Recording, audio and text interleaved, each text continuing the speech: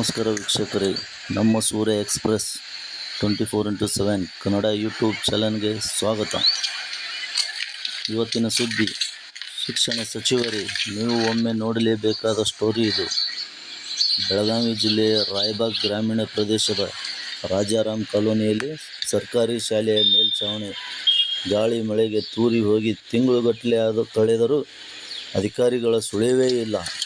ಇನ್ನು ಈ ಶಾಲೆಯಲ್ಲಿ 1 ರಿಂದ 5ನೇ ತರಗತಿವರೆಗೆ 100 ಮಕ್ಕಳಿಗಿಂತ ಹೆಚ್ಚು ಮಕ್ಕಳು ವ್ಯಾಸಂಗ ಮಾಡುತ್ತಿದ್ದಾರೆ.